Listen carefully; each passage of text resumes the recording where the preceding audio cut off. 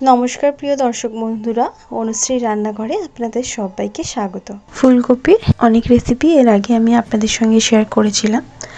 আজ আমি ফুলকপির পাসিন্দা শেয়ার করব। এই রেসিপিটি রুটি, পরোটা, নান, এমনকি রাইস, পোলাও সবের সঙ্গে অসাধারণ খেতে লাগে। সর্বপ্রথমে আমি এখানে গ্যাস অন করে কড়া বসিয়ে নিয়েছি। কড়াতে দিয়ে দেব 2 কাপ পরিমাণে জল। জলটা দিয়ে হাফ চামচ পরিমাণে নুন দিয়ে জলটাকে ভালো করে বয়েল করে নেব। জলটা ভালোভাবে বয়েল হয়ে গেছে। এরপর আমি একটা মিডিয়াম সাইজের ফুলকপিকে এরমভাবে কেটে নিয়েছি।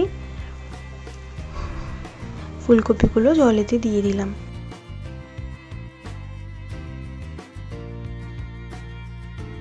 দিয়ে ভালো করে জলের সঙ্গে একটু নাড়াচাড়া করে 2 মিনিট আমি ফুলকপিগুলোকে বয়েল করে নেব। ঢাকাটা সরিয়ে নিচ্ছি। 2 মিনিট পর ফুলকপিটা ভাপানো হয়ে গেছে। এরপর আমি ফুলকপিটির জল ছড়িয়ে নেব। এতে করে ফুলকপির মধ্যে যদি পোকা থেকে থাকে সেই পোকা বেরিয়ে যাবে। অনেক সময় ছোট ছোট পোকা ভেতরে থাকে, দেখা যায় না।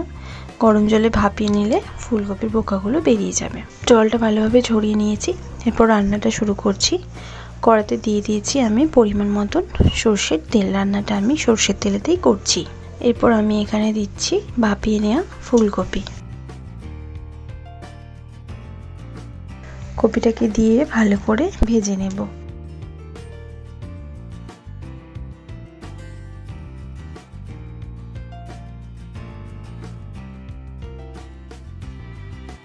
ফুলকপিটা এরম হালকা লাল লাল করেই এখানে ভাজতে হবে।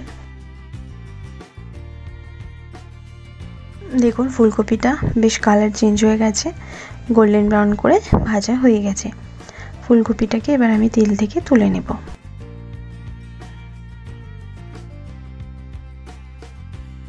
এরপর দিয়ে দিলাম আর একটু পরিমাণে তেল। এখানে আমি দিচ্ছি 2টো দারচিনির টুকরো, 6টা লবঙ্গ আর 5টা ছোট এলাচের মুখকে ফাটিয়ে দিয়েছি। ফোড়নটা থেকে সুন্দর গন্ধ বেরোতে শুরু করেছে। এরপর আমি এখানে একটা মিডিয়াম সাইজের পেঁয়াজ নিয়েছি। পেঁয়াজটাকে দিয়ে দিলাম। পেঁয়াজটাকে আমি এরম স্লাইস করে কেটে নিয়েছি। এরপর পেঁয়াজটাকে আমি ভেজে নেব। পেঁয়াজটা হালকা গোল্ডেন ব্রাউন করেই আমি ভাজবো। খুব বেশি ভাজার এখানে প্রয়োজন নেই।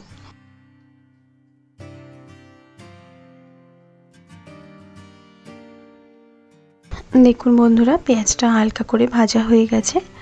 এরপর এখানে দিচ্ছি আমি 3 চামচ পরিমাণে আদা রসুনের পেস্ট।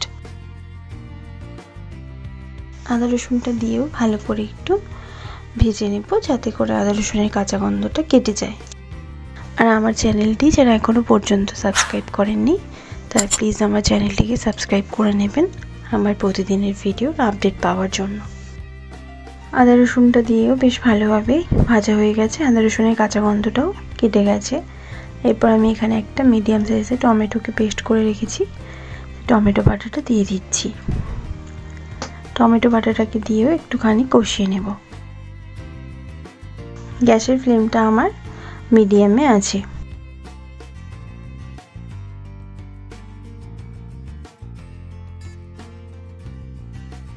ভালোভাবে মশলাগুলো কষানোর পর আমি দিচ্ছি এখানে কিছু গুঁড়ো মশলা। দেব হলুদ গুঁড়ো হাফ চামচ, 1/4 চামচ কাশ্মীরি গুঁড়ো লঙ্কা, 1/4 চামচ ঝাল গুঁড়ো লঙ্কা,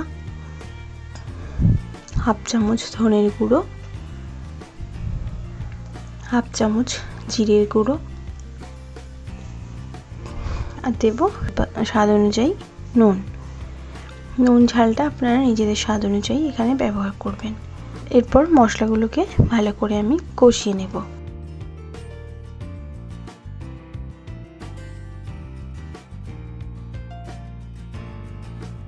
মশলাগুলো খুব ভালোভাবে কষিয়ে নিতে হবে।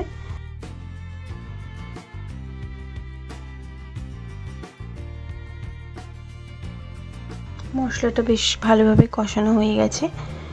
মশলা থেকে তেল ছাড়তে শুরু করেছে। এরপর আমি এখানে দিচ্ছি ভেজে রাখা ফুলকপি। ফুলকপিটাকে দিয়ে একটু ভালো করে কষিয়ে নেব।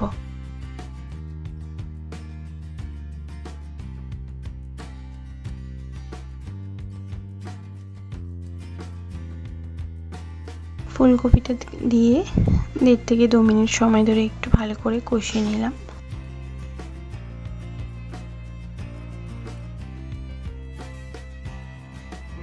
ভালোভাবে কষানো হয়ে যাওয়ার পর আমি এখানে ঢাকা দিয়ে 2 মিনিটের জন্য রেখে দেব। এতে করে ফুলকপিটা একটু নরম হয়ে যাবে।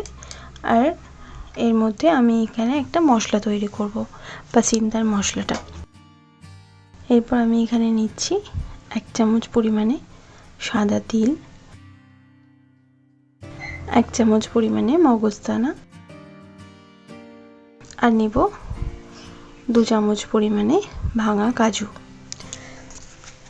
এরপর আমি এখানে দিচ্ছি 1/2 কাপ পরিমাণে দুধ দিয়ে এটাকে আমি একটা মিহি পেস্ট বানিয়ে নেব। পেস্টটা রেডি হয়ে গেছে। এদিকে ঢাকাটা সরিয়ে নিচ্ছি, ফুলকপিটাকে একটুখানি নাড়াচাড়া করে নেব।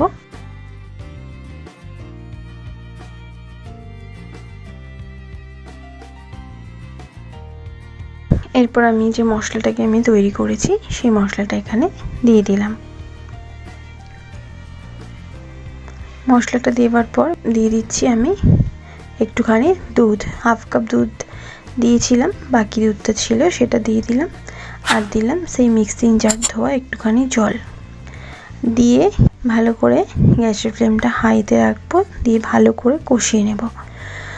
এতে করে মশলাটা দিয়ে কষানো হয়ে যাবে। যেহেতু কাজু দেওয়া আছে তলাতে লেগেও ধরবে না, তাই একটু জল আমি এখানে দিয়েছি। এরপর দিলাম 4টে কাঁচা লঙ্কা চেরা, দিয়ে সব উপকরণকে ভালো করে কষিয়ে নেব। ঝালটা আপনারা নিজেদের স্বাদ অনুযায়ী এখানে দেবেন।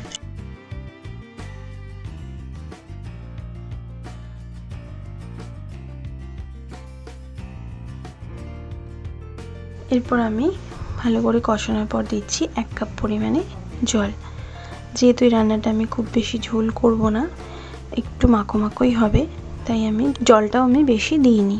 আপনারা আপনাদের পছন্দ মতন এখানে গ্রেভি করবেন, তবে এই রান্নায় খুব বেশি গ্রেভি ভালো লাগে না। এরপর ঢাকা দিয়ে আমি 3-4 মিনিট মতন রান্নাটা হতে দেবো গ্যাসের ফ্লেম লো করে। ফিরে এলাম 4 মিনিট পর, ঢাকাটা সরিয়ে নিচ্ছি। ফুলকপিটাও বেশ ভালোভাবে নরম হয়ে গেছে। গ্রেভিটাকে আমি একটুখানি শুকিয়ে নেব গ্যাসের ফ্লেমটা হাই করে। এরপর আমি এখানে দিচ্ছি 1 চামচ পরিমাণে ঘি। সবশেষে এই ঘিটা অবশ্যই আপনারা এই রান্নাতে দেবেন। আর দেব 1/4 চামচ গরম মশলার গুঁড়ো, দিয়ে ভালো করে মিক্সড করে নেব। গরম মশলার ঘি দেওয়ার পর একটা দারুণ সুন্দর গন্ধ বেরোচ্ছে ফুলকপির পাসিন্দা থেকে। এই রেসিপিটি দুর্দান্ত খেতে লাগে। এরপর ঢাকা দিয়ে আমি 2 মিনিট স্ট্যান্ডিং টাইমে রেখে আর গরম গরম সার্ভ করে নেব।